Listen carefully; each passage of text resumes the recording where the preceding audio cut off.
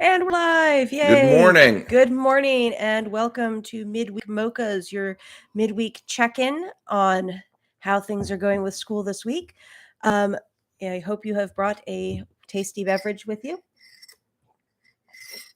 So, this week I had written in my blog post about the struggle we were having with geography. Yes. Yes, it's like there's never such a thing as smooth sailing when you're schooling.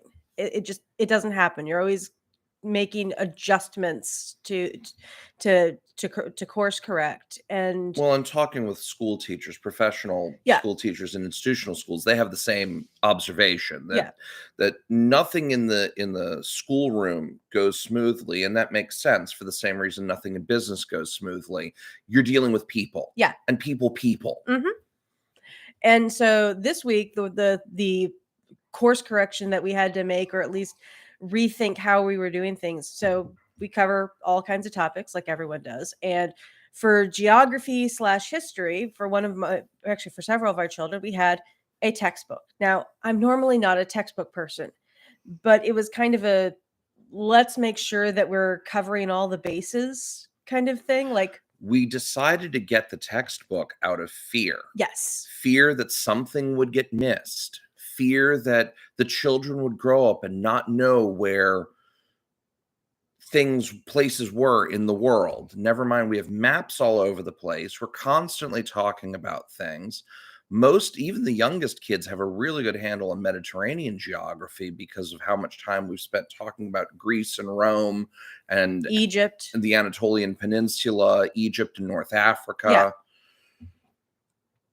But you were still concerned. Yes, I was concerned, and I picked out a history book, and it's a lovely history book. It at least is written from a worldview that fits with ours and is fairly straightforward. And it was sort of history meets geography, and that in covering the history of the ancient world, you would get the Mediterranean moving into European geography. You eventually cover Asia and Africa and other parts of the world and the Americas, and do so by covering what happened there and using the maps to help orient. And it's got elements of a social studies text. It is a modern textbook. It's been produced within the last 15 to 20 years. And it's got a workbook. Beautifully illustrated. And yes, it comes with the workbook, which for you, trying to figure out how do you get the children teaching themselves was one of my things. Because, all right, we have 6 children, and it's exhausting to try to do lots of one-on-one with every single child. Well, it's And impossible. yeah, it is. You can try, but you wear yourself to the bone. So what I had done is like, well, this is one way. It's like I assign them the section of the text to read. I have them do the workbook. The workbook is designed to make sure that they have absorbed, and It's asking basic reading comprehension questions. It's not trying to get them to absorb any of the material. But it's basic reading comprehension. Did you read this? Do you know basic definitions? Can you label things on a map? What were key points about the fall of the Roman Empire, why it fell?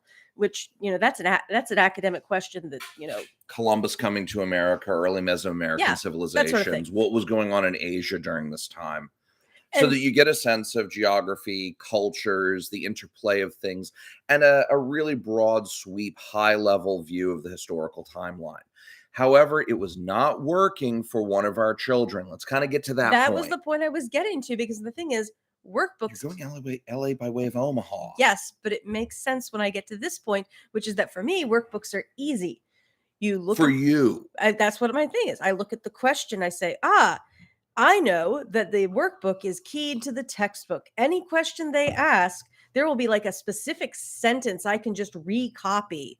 And that's how you answer the short answer questions. And to be fair, this workbook is slightly better constructed than that. There have been several points where you actually had to do some comprehension and interpretation.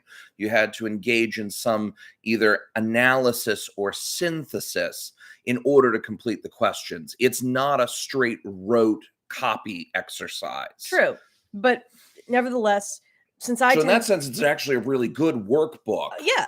And to my But it mind, wasn't working. exactly, it was not working, because what to me is sort of a basic game to unlock the code and figure out how to get the win, for one of our children, it just didn't make sense at all. Like, That's because he's not a 4%er and you are. well, yes, not yeah, I'm weird. I'm very weird. And we love you. Thank you. Anyway, so you have to make school not be for that one tiny academic margin that views all of these things as games. Not that games are a bad thing. In fact, games are a way we teach, but this is not the kind of game that teaches well, because it's a really obscure one. And it's a very frustrating one. And as we were talking with our son and trying to work through, what was he having trouble with? And this is one of the middle boys. Yeah. This is one of the ones who's like just hitting high school age. Yeah. And there comes that moment, it's like, sometimes you just run across a subject you just don't grok, like him in math. Well, that's because I had a bad foundation. You had a bad foundation. If I were willing to restart my math education, I think I'd be fine. Yeah. Especially since I had that epiphanic moment when I was learning electromagnetic physics from a professional electrician while rewiring a theater, and needing to know how to do this stuff and understand what was going on in order to wire everything up correctly so I didn't kill myself or burn the place down. Yeah. That changed my approach. I had a similar experience with geometry when I worked as a carpenter. But I think that actually gets to the heart of it, which is that sometimes the problem is that some people are good at learning from books. I am one of them. Like, I'm terrified of driving a manual transmission car because I don't have a nice book that lays out for me what do all these pedals and things do. No, you step on the clutch, you make the shift, you ease off the clutch as you depress the gas so that you don't stall the vehicle out, and it goes. Or it stalls out, you throw it back into neutral, you start up again. But just do it. You just do it. And I need the conceptual framework. But like I said, some people... I remember asking my grandfather for the conceptual framework of how to drive stick shift. He was like, damn it, you just do it, son. God, I love my grandfather. But yeah, that's the thing. It's like I tend to do really well if I've got a book that lays things out. I have realized over the last several years that books that are instructional specifically don't work with him. Like he like you is if there's a reason to learn it, or if he can learn it in a more, he is more, he's very analytical. Yeah. But he is not anywhere near as interested in parsing language as many of his siblings, and certainly as you or I. Yeah. He's much more interested in manipulating tactile things in three-dimensional space. But that doesn't mean that he doesn't like books and doesn't learn from them. It's the kind of book. And that was what the conversation really revealed, is he said, I learned more a history when we were reading The King's Shadow and geography. And he was pointing out that he learned more geography. And it was geography as well. And I brought this one. So this is the book we're talking about. Well, that isn't going to help our viewers since now it's reversed. No, it isn't reversed once it plays. Oh, you sure? Yeah. Okay. Yeah, we have this weird mirror image thing on our side, but to our viewers, they can see us normally. So rightio. Yeah. Anyways, yes. By the time this plays, it is playing. Yeah. By the time our viewers see it, the image has reversed and they can see the book. Our title. Multitude of viewers. Yes. Okay. Anyways. So The King's Shadow. The King's Shadow is a story. It is a work of fiction, historical fiction, that takes place in the last 3 years before the Battle of Hastings. And it is, it takes place with a boy who starts out about 14 or so. Do you want me to just summarize it? Yes, please. You do much better at summaries. Okay. So there's a young Saxon boy. Actually, no, he's Welsh. That's right. He is Welsh. He is Welsh. He is Welsh. There's a young Welsh boy who, upon whom misfortune falls very early in the novel, which I will note I appreciated. There's another novel we started reading recently, much more recently written by a very famous author. We do have a viewer. Yes, I told you. Yay! We have a viewer. Okay, so back to King's Shadow and everything. Thank you. Thank you, one viewer. Yay. Okay, so quickly summarizing The King's Shadow. There's a young Welsh boy. Misfortune befalls him very early in the novel. He ends up in Saxon lands and ends up a thrall. And in the course of the story, he ends up becoming the body servant to Harold Godwinson, who those of us who will remember our English history will remember as the last Saxon King of the England. last English king of England. Yes. After that, we got Normans, and then now we've got a bunch of Germans sitting on the throne over there, and that's a whole nother conversation for a whole nother, probably a whole nother channel. Yes. But anyway, so misfortune befalls him, and yet it turns out all right, and it's very beautifully written. The major plot points are all based on elements from the chronicles that one of the monasteries kept that we still have. Mm-hmm. And this served as the basis for the author to then elaborate with this fictional insert character who is not a Mary Sue in any way, shape, or form. And in making the reality of day-to-day existence concrete for the reader and moving the reader around Wales and the southern parts of England and even into Normandy, Norman France, where William is living before he becomes William the Conqueror. And then it finally culminates in the Battle of Senlac Ridge, which we would know from history texts as the Battle of Hastings, because that's what the Norman French called the battle. In the sort of new English language that emerges from all of this. Mm-hmm. And yeah, what the book does is it brings the characters to life. You remember not just that the king was Harold Godwinson, but that he had brothers, and those brothers were significant. You remember, who is the name of the William the Conqueror, but you start to know all of the players in the drama. What's happening, and you remember the places. What are the different parts of England? How are they divided? Where are they going? And we had our kids, like, while we were reading this aloud to them, we were like pulling out maps to say, okay, so where is this part of Wales where Evan is coming from? And where are they going now? And once one of the characters runs off and starts raiding the coast with the Vikings, and because that's an important part that we hear about the Battle of Hastings in 1066, and it gets sort of passed over that they were coming from a different battle where they had just fought off some of the Norse. Well, a great example of we have a very funny little book called 1066 and all that, and it's sort of a collection of English schoolboy responses on essay papers and tests, yeah, with all of the absolute silliness of the kind of what happens when this stuff is taught kind of in a normal institutional school sequence. And some of it's very funny, but you get these kind of disembodied facts and it's very easy for them to get jumbled up. Mm-hmm. Our kids, for better or worse, have a much better grip on what was actually going on and why, as a result of having incorporated this book. Now, did we watch some videos that cover the geography of England? Yeah, we did. And we pulled out some maps and said, okay, here, here, and here, and so forth.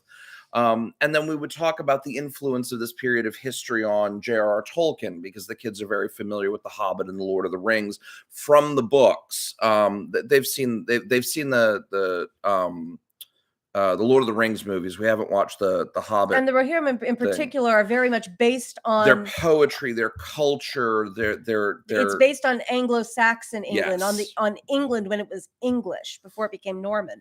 And so it helped with context, and it made the maps make sense and matter, and it made the dates have a setting in a framework where it was interesting. Right. And all of this means that it's what this book, sticky. It's sticky. The information will stick and be recallable, especially when it's just kind of part of the normal course of their existence. And so why don't you give a quick summary of what living books are in general? We've Yeah. given a very specific example. Because what I was reminded of in all of this is like, oh, right, there is a name for this kind of book. It is called a living book. Yeah. And I had discovered this years ago because when we really started to almost 20 years ago now. Because when we started exploring different ways of homeschooling, there are so many different philosophies, approaches. There's different educators with different things. One of the ones we ran into that really spoke to us was Charlotte Mason. Yeah. And Charlotte Mason was an English educator. She was an English educator of the late 19th, early 20th century. She's contemporaneous with Maria Montessori, if you're familiar with her work, in Italy, and actually had a lot of very similar ideas. And her ideas, they work well in institutional school classrooms. In fact, I happen to have a friend of mine who does teach at a Charlotte Mason inspired school, but they work beautifully in a homeschool setting as well, because they're the sort of thing, as one person said, they work really well if you have an English manner and could just spend all day, romping your property with your children. But that is a risk for people who start reading about Charlotte Mason. Yeah. It's like, okay, I should buy a place in the country and we should run off with a case of bucolic plague. And, we'll raise chickens and goats and we'll walk the pastures. And it really needs to have like hedgerows and English styles. And perhaps we could have a fox hunting party. And before you know it, you're in a reenactment of Brideshead Revisited, which is a whole nother episode. Which we don't need to do. And none of that is necessary. Let me stress, none of that is necessary. Because the key points that she had, she had several important points about education that I'm sure in the coming years we're going to talk about a bunch of them. But one of them was the importance of books, but not just any books. She had some ideas about books that were specifically negative. You do not want twaddle in your library, TWADDLE, which was her lovely English way.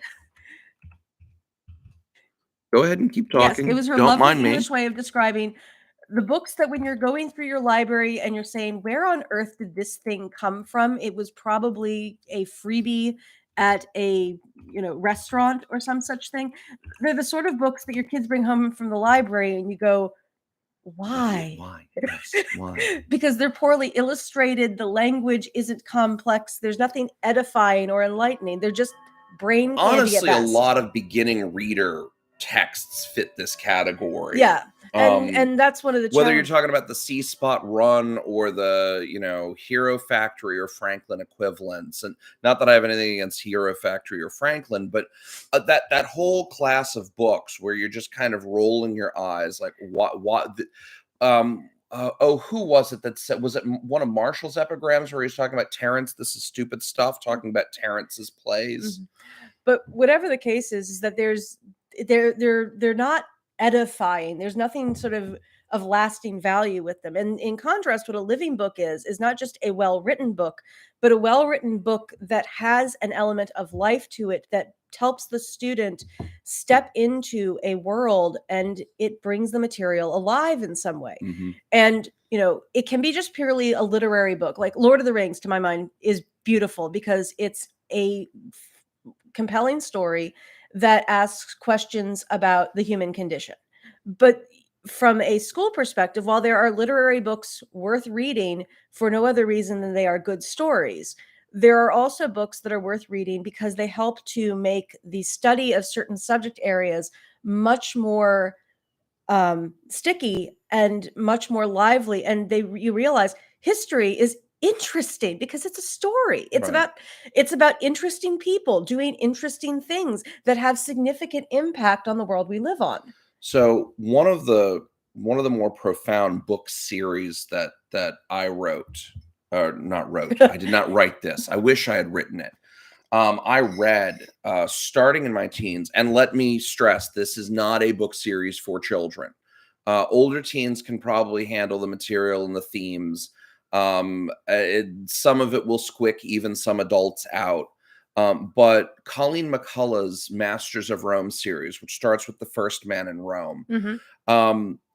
I was a young teenager. I was probably just coming out of middle school, starting high school, if I remember correctly, when I read The First Man in Rome, because I was interested in all things Roman. Yeah. And that book and its sequels, The Grass Crown, Fortune's Favorites, they're bodice ripper romance novels, and they are door stoppers. Like, even the paperbacks are like 2.5 to 3 inches thick. Yeah, they're huge. They are meticulously researched. And Colleen McCullough is unfortunately no longer with us, but she had an extensive bibliography annotated of original primary sources in Latin and Greek that she had read to form the foundation of her historical fiction. And so very early in my adolescence, I discovered historical fiction. And without realizing it, I was just devouring living books on ancient Rome, ancient Greece, on the Middle Ages, on the Renaissance. And then there are some books that kind of cross over. We recently read The Trumpeter of Krakow, Yeah. which is it was written in 1925. Beautiful book. Takes place in late medieval, early Renaissance Poland, in Krakow.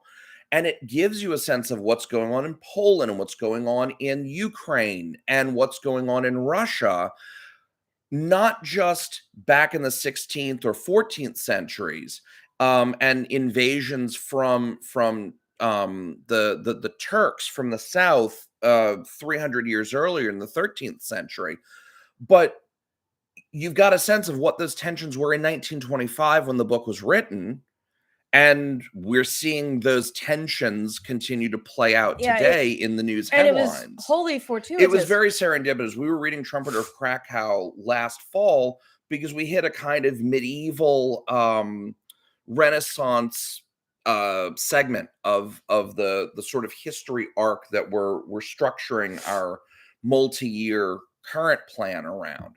And Trumpeter of Krakow is another example of an excellent living book. And it hit on a huge number of things, both sort of specific times and a specific time and place in history, but also hitting on elements of that world, like the role of alchemy and the Yes. university and the shifts that were occurring in the university at that time.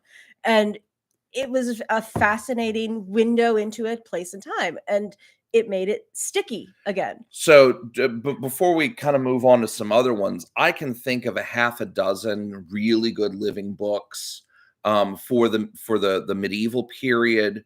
We probably should throw those in the show notes by way of example.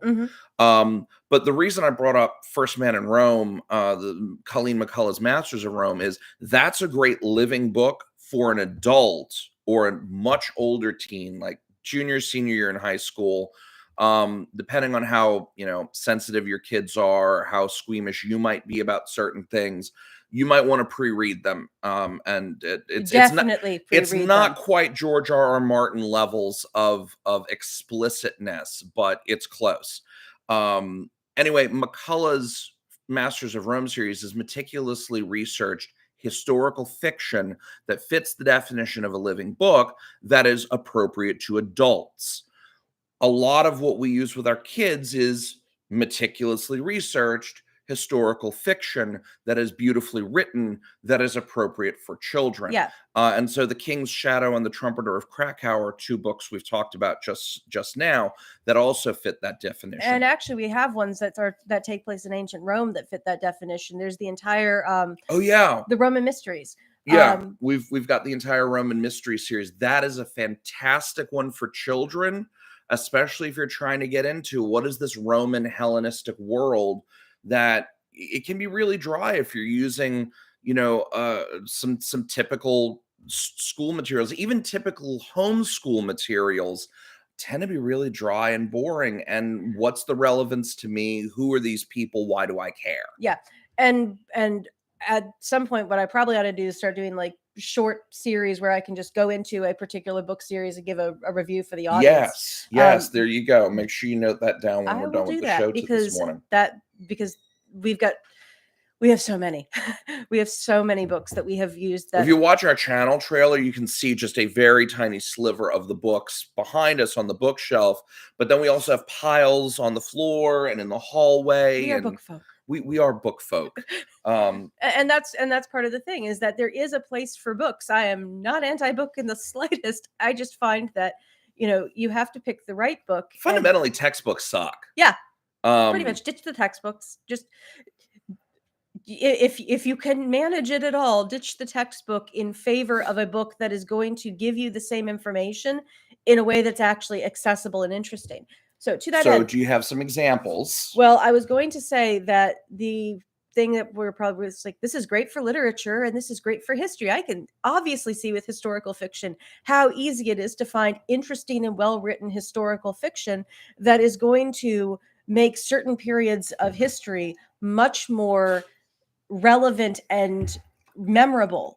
Would you like more coffee? No, I'm good. But coffee powered. Yes, powered by coffee. Yay.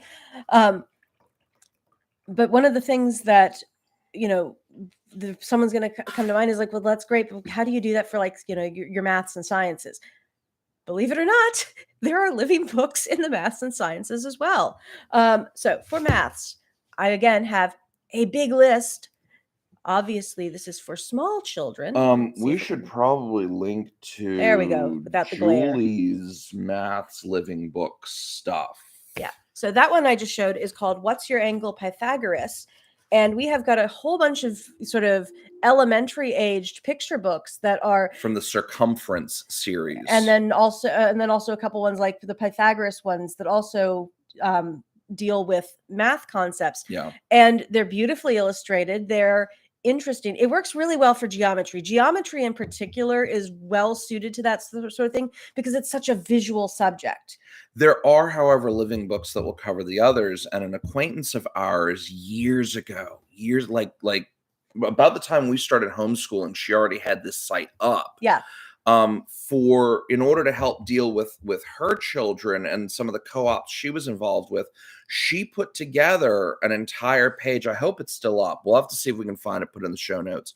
But she put up an entire sequence for maths that were all living books. And it was a combination of biographies of mathematicians because part of what makes that it interesting is that, okay, you've got a kid for whom math really isn't making sense. Well, if you can get into who are these people that made these discoveries that we're now working with, that helps you to start seeing, mathematicians are people too. Wow.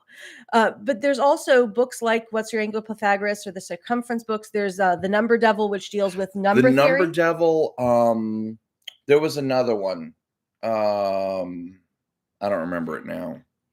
But there's so many. There are a lot. You if you aren't already familiar with them, you would be surprised. So I think we've definitely got a whole series there of book recommendations. Oh yeah, and I could again go on forever about that. But also you can do this with the sciences, and there's a whole number of things. There's beautiful picture books that I've seen. The Crinkle Root series. The Crinkle Root series was really good. We just got one about a bear doing beekeeping because, of course, bears like honey. Bruno the Beekeeper. Oh, it's beautiful. And it's not just a charming story about a bear. It actually is an introductory beekeeping text written for like the 5 to 7 year old. Yeah, and it explains the life cycle of bees and what goes into making honey and why bees make honey. And the funny thing is that we actually had a video series about bees already. We had gotten a video series about bees. One of our children loves bees. Yes, one of our kids. And an acquaintance of ours a few blocks away is a beekeeper. He keeps bees in his backyard here in suburbia. And I will confess I have been tempted to set up some hives myself. But thus far, wiser heads have prevailed. So we don't have a backyard full of bees because we typically have a backyard full of children, yes. Ours and other people's. So yes. For now, we are not doing the backyard beekeeping, but we have friends who do. And yes, you can keep things like bees and chickens in your backyard in suburbia. Check with your local ordinances and all of that sort of stuff. This is not intended to be legal or financial advice. Full disclaimers apply. Yes. MSRP does not include tax title license. See your dealer for details. But yeah, so you've got books that can go into that, and when you wrap it in a story with beautiful illustrations, all of the sudden you go from why are we studying this topic? This is boring to, oh, I'm fascinated about bees. I want to learn more about it. And we had that experience with a bunch of the Burgess books. Yes. So let's see. Thornton Burgess Was an early 20th century American author and illustrator. Similar in some ways to Beatrix Potter in England. They are charming stories, generally fairly short, beautifully written with very crisp, what would now be considered sophisticated language, and beautifully illustrated about animals. And the biggest difference I noticed between, say, Beatrix Potter and Thornton Burgess is that Thornton Burgess's animals are definitely more animals. They don't necessarily wander around like Beatrix Potter's or Kenneth Graham's rat, mole, toad, and badger in The Wind in the Willows, in waistcoats and spats and so forth. The animals are somewhat anthropomorphized in order to give them personalities, but the personalities and their behaviors, their impulses are all appropriate to the kind of creature they are. Mm-hmm. And with the bird book, that one, we had a whole collection of like Thornton Burgess stories for like bedtime stories for children or something. We did. That took us like a year to read through. They're very lengthy. There were a lot of them. There was a lot of them, and they are lengthier stories than Potter's. But they're very complicated stories, which is part of why they're so much longer, is that there's a lot happening. It's not just the dialogue, there's lots of events. Yeah. But the bird book, part of what I liked about it is that each of the different birds that's introduced, you learn with, Jenny Wren and old Mr. Buzzard and all the birdness of each bird. What were they like? What's their habitat? Yeah. What do they do? What do they eat? And this sort of how we feel about them as well. It is a way of sort of approaching that. And when you have these birds have character, then the next thing your kids are going to want to know is, okay, what does this bird look like? Right. And that's where you can, pull up your Merlin app or pull out a book. There's an app for that? Yes. It's I think Cornell University runs it. It's a bird identification app where you can, if you see a bird and it's like, that's an interesting bird. It's like, where are you? And what does the bird look like, about what size and color and whatnot. And then you can look and find pictures and go, that's my bird. Oh, how fascinating. Yeah. And cool. So if you're the wonderful things in this world we live in. So you can start looking up, well, what does a wren look like? And then when your kids see, oh, hey, we've got wrens outside building a nest in our hanging baskets. And that can help make concrete things like backyard bird watching, which I know we have a little mini course on that we got from somewhere. I don't remember where we got that one from, but we've also got the game Wingspan. Yeah. And Wingspan is a great game. I mean, it's a complex multi-step game. Younger children might struggle with it without an adult or older teen to help them. But Wingspan's a game we actually play with our neighbors. But from about upper elementary on, it's pretty accessible. Where you are collecting birds and the cards, and they have habitats and anyway, we'll do a whole show on Wingspan, I'm sure, at some point. And so really the sort of if there's a key takeaway from why bother with living books as opposed to textbooks, because there is a little more investment in time to successfully use living books, because you want the children to read them, but you kind of have to be familiar with the content as well, because what you're trying to do is have conversations about them. And you don't really have that with a textbook. That's not part of the textbook workbook model. Mm-hmm. And the textbook workbook model is designed as a labor saver for the teacher. Yes. It's like when you're managing a large classroom of people, whether it's 30 children all the same age or 6 children all different ages, it's designed to save time on the teacher's end. Mm-hmm. But you're not saving time if they're not learning anything and they're resistant to work and not really getting there is a better way. So again, as always, if what you're doing is working, great, keep doing that. Yeah. If what you're doing is not working and you're looking for alternatives, consider this as an alternative. Yeah. And you can, in fact, find living books for every imaginable subject. The textbook we've used for Latin for the longest time is a living Yes, book. it's We use it's a Hans story. Orberg's Lingua Latina per se illustrata. And it tells an ongoing story about a family living in a It's the early imperial period, just outside of and it's in a small town not far from Rome. yeah. And it tells the story of a mother and the father and the rest of the household, 3 children and the various household servants, and what's going on in each chapter along Their with neighbor school, the schoolmaster beats them because that's what schoolmasters did. and it goes into not only and it's a living book because even as you are gradually introducing different grammatical concepts with each chapter and increasing the vocabulary, you're also diving into life in ancient Rome and History and culture. all the different aspects. You're following. You've got the Greek myths, or rather the Roman myths. The Roman retellings of Greek myths. Yeah, the Roman which are retellings. somewhat different from actual Greek myths. Yeah. But again, there are all of these out there.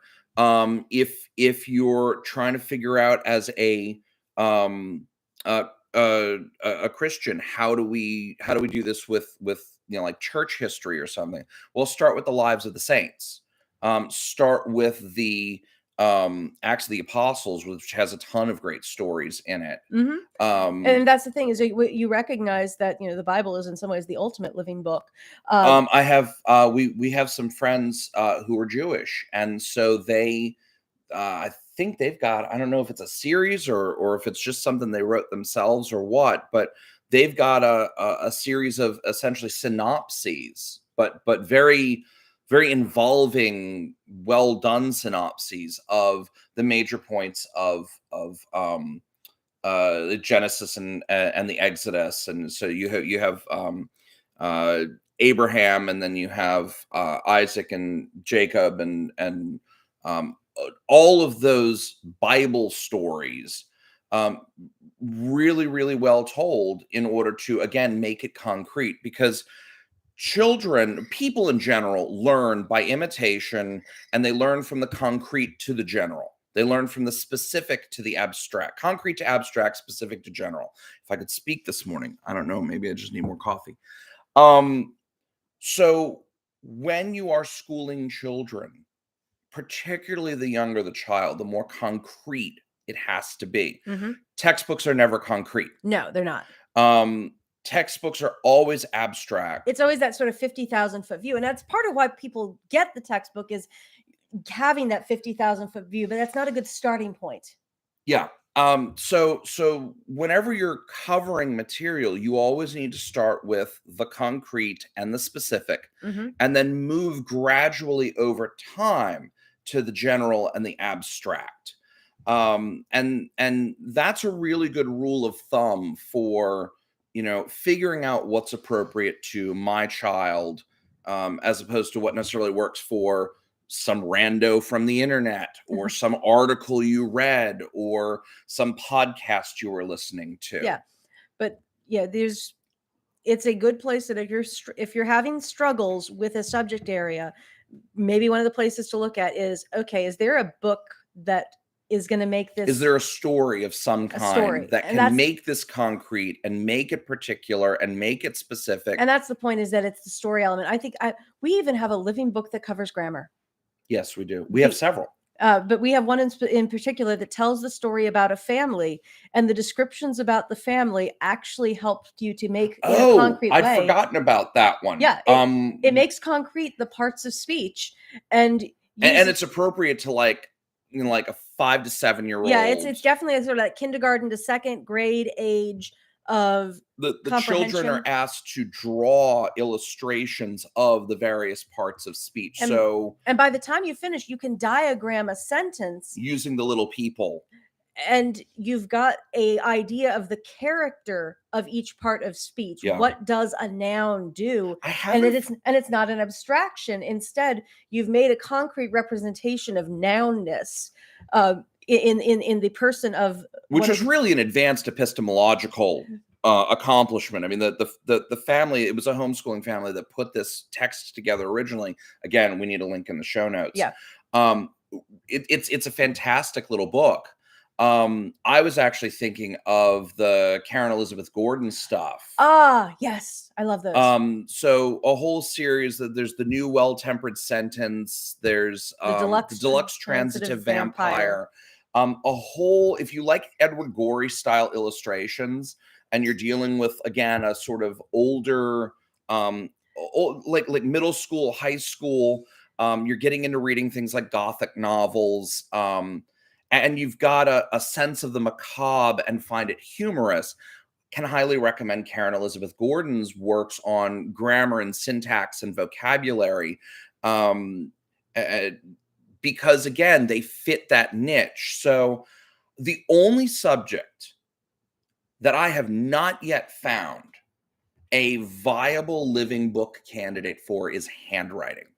And I think that's because fundamentally handwriting is a skill. And that would actually be another episode that we need to do, which is the difference between learning skills, learning body of knowledge, and learning, I don't know what the third one is in a way that's easy to encapsulate, but it's where you engage ideas and grapple with them. Well, dialectic. But learning to distinguish living books are, in my mind, one of the best ways to address a body of knowledge. And a good living book will help you facilitate all of those. It will convey factual information in a way that the information can be recalled. It will build the skill of listening and attending, because one of the things Charlotte Mason did was that as you read these books to children or had you them would read them aloud and then have the child the next day provide a synopsis of what had been read, 1 or 2 sentence summary. And so teaching the skill of synopsis orally. Or it was all done orally rather than being written out. And so you were developing that skill for attention, for memory, for recall. And at the end of the day, any good book that you choose is also going to ask questions that are going to engage your student's mind in asking things like, do you think that Mr. Jeremy Fisher did the right thing? Or right. Well, and those books should facilitate conversations between you and your student. Yes. And if you have multiple children of different ages in the same household, as we do, what we're now seeing as we're sort of in the middle of our homeschooling journey, having been doing this for about 15 years, and having been reading up and examining homeschooling for 2 decades, what we're seeing is our older children, having read some of these books, as their younger siblings are now reading them, the kids can have these conversations. And our oldest, having done a great books program for a component of his high school education, has been having weekly seminar style discussions with peers through an online program. Again, they've all read a common text, then they have a discussion about the common text. He's been doing that for 4 years, almost 4 years now. And that has given him a body of conversation. Well, there are a lot of the same books that we read in our undergraduate program at the University of Dallas that a lot of our friends from the University of Dallas read, because it's all part of the core curriculum there. And so he's now, as he's exiting high school, well-versed enough to have a serious conversation with the adults that we, our circle of friends. And as the younger ones are reading books that he read a few years ago, he can have conversations with his younger siblings. Mm-hmm. Particularly because most of the living books, a living book is going to naturally be one of the good books that prepares you for the great books. And that's a whole episode in and of itself. Yes, talking about John Sr. and the Great Books program, which several of our dear friends had the privilege of studying under John Sr. and the rest of that happy crew. And that Senior's idea that the problem he ran into as a college professor is that he was getting students into his program who were interested to be there, but they hadn't done any of the prep work. They weren't prepared for the kind of books they were reading and the kind of discussions they were trying to having. So he conceived of this idea that he put in the appendix to his book, The Death of Christian Culture, this concept of the 1,000 good books. And there's actually an online site that has a similar list that we've been using as a guide for recommending read alouds to our children. Again, it's a wealth of living books. So again, if there's we're almost at time here this morning. If there's a take home, it's again, if things are working, if you're happy with the way things are going, if your kids are happy with the way things are going, if everybody's thriving and learning, don't change. Run with it. If you're trying to figure out, is this the right fit? Maybe something's got to change. Maybe you're having daily meltdowns, thrown textbooks, I hate this crap, that kind of thing. When you're having those kinds of conversations with your children, when you're thinking, this is ridiculous, that's when you need to step back and say, all right, maybe we need a different approach. And you're not going to necessarily have the same approach for every child. We've got one child who loves having the textbook and the workbook because it's so clear. He reads the textbook, he fills it. He's a lot more like Laura in that sense of he likes being able to solve the puzzle. He can pick out the phrase and he can plop it in the blank, and it's all good.